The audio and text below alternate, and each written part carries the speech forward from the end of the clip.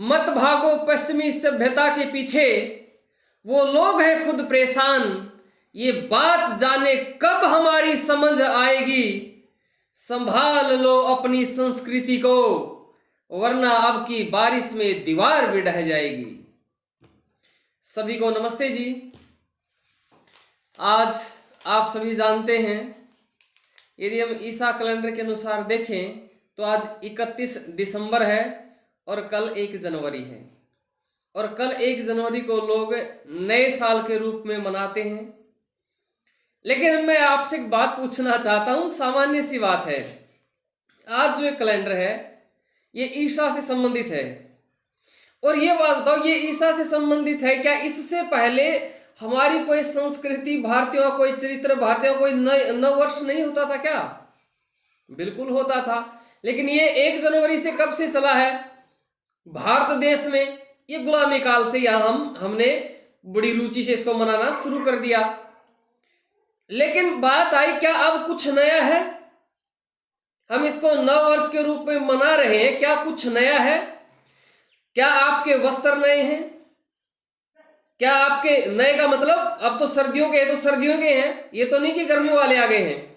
या खेतों में अनाज नया है, या वृक्षों पर पत्ते नए हैं, या बच्चों की कक्षाएं नई हैं। क्या नया है? या ऋतु नई है? नया क्या है?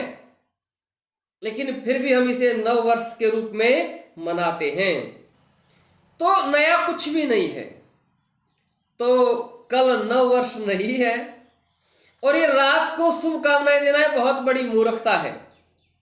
हमारा जो दिन प्रारंभ होता है वो सूर्योदय के 3 घंटे पहले से शुरू होता है। ब्रह्म मुहूर्त से हमारी दिन की शुरुआत होती है। और इनकी शुरुआत कहां से होती है? रात्रि के 12 बजे से इनका अगला दिन शुरू हो जाता है। अरे रात्रि में लोग सो रहे हैं, पशु पक्षी आराम कर रहे हैं, घोर अंधकार है, वहां से तो इनका दिन शुरू होता है। तो इसलिए अपनी संस्कृति को पहचानिए, पर थोड़ा सा समय लगेगा। अब थोड़े थोड़े लोग समझने लगे हैं। पर हमारा नया वर्ष कब है ये तो जाने। हमारा जो नव वर्ष शुरू होता है वो होता है चैत्र मास के शुक्ल पक्ष की प्रतिपदा से हमारा नव वर्ष शुरू होता है। उस दिन क्या विशेष होता है? और ये जो हरियाणा वाले हैं, हरियाणा वाले भाई अपनी दादी माता पूछ लियो, चैत की चांदन की एकम तो नया साल शुरू हुआ अपना। चैत की चांदन की एकम से उस दिन सब कुछ नया होता है। और वो कब आता है? यदि इन्हीं महीनों के हिसाब से मैं बताऊं, अब चैत तुम्हें पता नहीं चलेगा, माता जी तो बता देंगी। यदि इन्हीं महीनों के हिसाब से बताएं तो वो है मार्च के लास्ट में और अप्रैल की शुरुआत में होता है। अब की बार जो चैत्र मास के शुक्ल पक्ष की प्रतिपदा आएगी, जो ईसा कैलेंडर के अनुसार है, वो 22 मार्च को है। तो इसलिए उस समय क्या होता है? आप देखेंगे वृक्षों पर पत्ते नए मिलेंगे, खेतों में अनाज पककर तैयार हो चुका होगा, या घरों में नया अनाज आ चुका होगा, बच्चों की कक्षाएं नई हो चुकी होंगी, वो 7वीं वाले 8वीं में हो गए, 8वीं वाले 9वीं कक्षा में हो गए होंगे। हमारे वस्त्र बदल चुके होंगे, सर्दियों वाले हमारे रख दिए गए होंगे अंदर अलमारियों में, और गर्मियों वाले वस्त्र निकल चुके होंगे। ऋतु भी नई होगी, सब कुछ नया है, नए पुष्प है, सुगंध चारों ओर है, वातावरण एकदम, हमारे अंदर एक नई चेतना है, नया उत्साह है, सब कुछ नया है। और तभी हमारा नव वर्ष आता है। तो इसलिए आप सभी से मेरा निवेदन है कि नव वर्ष उस दिन अच्छे उल्लास के साथ, हर्ष के साथ मनाएं। और अब इस नव वर्ष की कोई आपको शुभकामनाएं दे तो उससे भी चिढ़ना नहीं है। ये बेचारे अपने ही लोग हैं, बेचारों को इनको पता नहीं है इनकी क्या गलती है। कोई आपको शुभकामनाएं ले तो उसकी शुभकामनाएं भी ले ले। ये ना कहें जी आपको भी नव वर्ष की शुभकामनाएं, इतना ही कह दीजिए आपको भी बहुत बहुत शुभकामनाएं, ठीक है। और बाद में उसको समझाएं कि जी अपना नव वर्ष तो चैत्र मास के शुक्ल पक्ष की प्रतिपदा से, उस दिन से क्या है, उस दिन से क्यों अपना नया साल। अब बात ये भी आई कि उस दिन से नव वर्ष क्यों है। ये पुस्तक है नया वर्ष कब, आचार्य उदयन मीमांसक जी की है यहाँ। तो इन्होंने बताया है इस पुस्तक में, बहुत सी चीजें इन्होंने रखी हैं, बताई हैं। तो कहा भाई चैत्र मास के शुक्ल पक्ष की प्रतिपदा को नव वर्ष के रूप में क्यों मनाया जाता है। तो कहा इसी दिन मानो, कहता है चैत्र शुक्ल प्रतिपदा के प्रथम सूर्योदय तक परमेश्वर ने संपूर्ण सृष्टि का निर्माण कर मानवों को उत्पन्न किया था। अतएव इसे सृष्टि संवत्सर और मानव संवत्सर कहते हैं। और कितने समय हो गए भाई इसको बने हुए, बात ये भी है। ये कितने साल हो गए उनका, तो अब 2023 में चल पड़ेगा। अपने वाले को कितना समय हो गया, अपने वाले को समय हो गया है 1,96,08,53,000 और 123वां वर्ष चल रहा है। अब हमारा चैत्र मास के शुक्ल पक्ष की प्रतिपदा आएगी जो 22 मार्च 2023 में बता दी वाली को, उस दिन अपना नया साल शुरू हो जाएगा।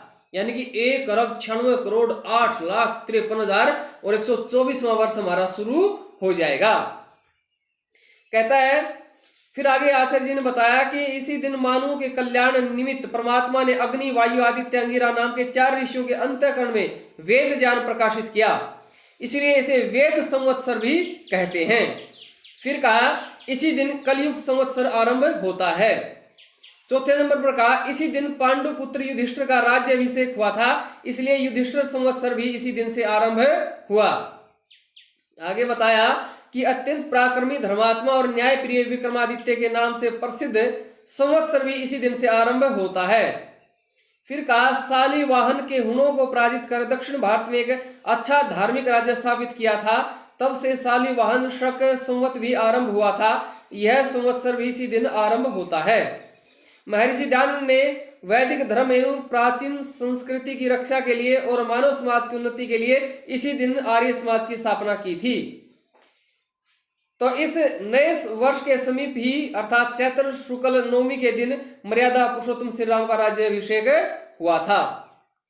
तो ये इसके कारण बताए हैं। तो भाई आप सब से मेरा निवेदन है फिर से, एक तो किसी को भी जन्मदिन की शुभकामनाएं देनी तो रात के 12 बजे मत दिया करो, सुबह ब्रह्म मुहूर्त में 4 बजे के पास दे दिया करो।